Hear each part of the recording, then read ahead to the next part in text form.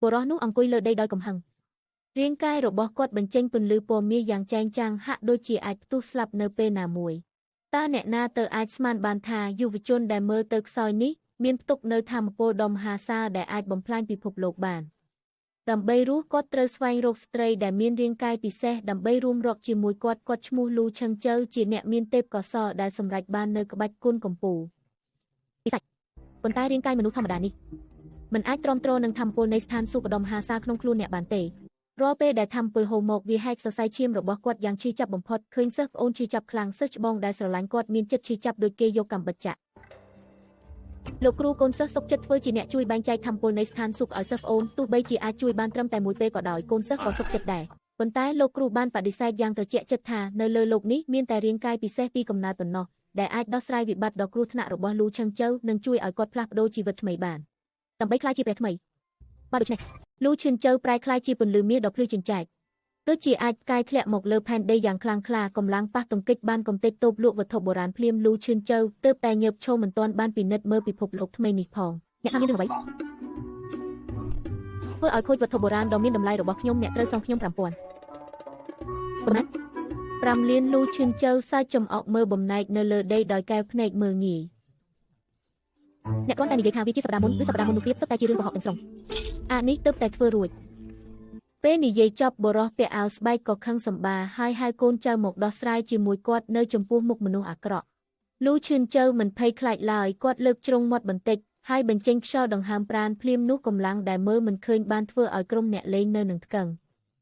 ហាក់ដូចជាបុកនឹងជញ្ជាំងដែកហើយដួលដោយការឈឺចាប់អ្នកឈោមើលជុំវិញពិតជាស្រឡាំងកាំងបរោះពាក់អាវស្បែកនៅតែរឹងរូសអួតអាងថាវត្ថុបុរាណរបស់ខ្លួនជារបស់រាជវង្សឈៀនឡុងលូឈឿនជើក៏រើបំណែកសេរ៉ាមិកមួយរបៀបវាបកយ៉ាងចាស់ដៃចាននេះមិនមែនជាគ្រឿងសេរ៉ាមិកសម័យឈៀនឡុងទេវាជារបស់ឆ្នាំ22នៃសម័យសាធារណរដ្ឋផលិតនៅរោងជាងតូចមួយក្នុងក្រុងជីងទីចិនខេត្តជើងស៊ីចាប់ពីស្នាមសម្ភារៈគីមីសម័យទំនើបដល់បាតចានដែលទន់ខ្សោយរហូតដល់ស្នាមប្រេះតូចដែលបណ្ដាលមកពីកម្ដៅដុតមិនគ្រប់គ្រាន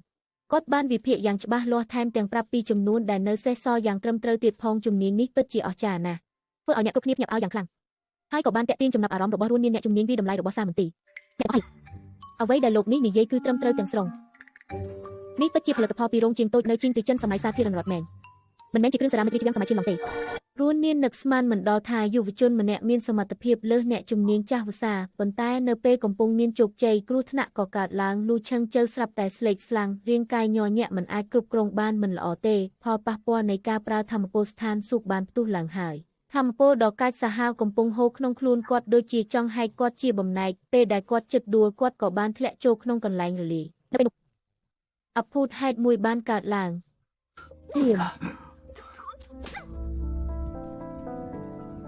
ធម្មពលនៃស្ថានសួគ៌ក្នុងខ្លួនខ្ញុំដែលធ្លាប់តែច្របូកច្របល់ពេលនេះបែរជាហូរស្រួលដូចខ្យល់បក់នៅចុងនីតិក្រដៅសរសៃឈាមដែលស្ទះត្រូវបានបើកភ្លាមហើយភាពហត់នឿយក្នុងចិត្តក៏លាយបាត់លូឆឹងជើបើកភ្នែកឡើងភ្លាមសម្លឹងមើលនារីស្រស់ស្អាតដែលនាងទៅតែបង្ខំថើបការត្រេកអរដែលនៅរស់រានមានជីវិតធ្វើឲ្យនាងបាត់បង់ការគ្រប់គ្រងហើយអបនារីនោះកាន់តែលែងដៃមនុស្សថោកទាបអ្នកមិនត្រឹមតែបំផ្លាញថើបដំបងរបស់ខ្ញុំទេថែមទាំងហ៊ានប៉ះខ្ញុំទៀតណែនតាមពិតទ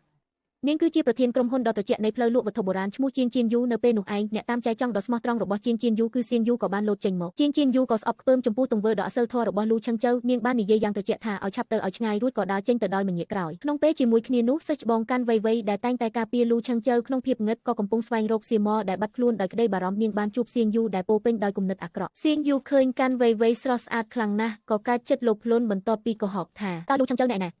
ដោយបោកបញ្ឆោតទន្សាយជាមួយក្បាលនេះចូលក្នុងបន្ទប់សន្តាគារពេលយប់មកដល់សៀងយូក៏បញ្ចេញចរិតពិតរបស់គេមិនត្រឹមតែដាក់ថ្នាំសន្លប់ក្នុងទឹករបស់ជាងជៀនយូប៉ុណ្ណោះទេថែមទាំងបានដាក់ថ្នាំសន្លប់ដល់កាន់វ័យដែលគ្មានកំហុសទៀតផងឃើញនារីស្រស់ស្អាតទាំងពីរនាក់ដេកនៅលើសាឡុងដោយគ្មានកម្លាំងផ្អែកសៀងយូក៏បង្ហាញស្នាមញឹមដ៏អាក្រក់ហើយប្រញាប់ស្ទុះទៅរកស្របពេលដ៏គ្រោះថ្នាក់នោះទ្វារបន្ទប់ក៏ត្រូវបានកម្លាំងដុំហិមាបំបែកទ្វារខ្ទេចលូឆឹងជើដែលមានសភាពដូចជាទេវតាពិឃាតបានលេចមុខនៅមាត់ទ្វារលូឆឹងជើកំពុងតែស្រែកគំរាមដោយយកឈ្មោះឪពុកមកបន្លែកស្រីទាំងពីរនាក់នេះសុទ្ធតែជារបស់ខ្ញុំ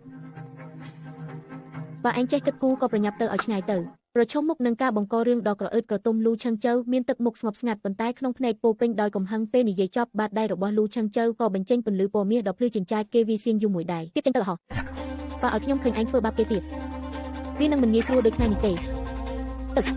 សៀងយូភ័យខ្លាចរហូតដល់បត់ជើងដាក់ខោហើយក៏រត់គេចខ្លួនចេញពីទីនោះទៅ ទោះបីជាវិបត្តិត្រូវបានដោះស្រាយប៉ុន្តែលូឆឹងជូវលែងអាចទ្រាំបានទៀតហើយការវាយប្រហារដ៏ខ្លាំងក្លានោះបានធ្វើឲ្យគាត់អស់កម្លាំងទាំងស្រុងរួមជាមួយការឈឺចាប់យ៉ាងខ្លាំងភ្នែករបស់គាត់ងឹតសូន្យហើយដួលសន្លប់យ៉ាងខ្លាំងទៅលើសាឡុងតើលូឆឹងជូវដែលបាត់បង់ស្មារតីទៅហើយនោះនឹងត្រូវប្រឈមមុខយ៉ាងណាជាមួយជាងយូដែលត្រូវថ្នាំសណ្ដំដូចគ្នា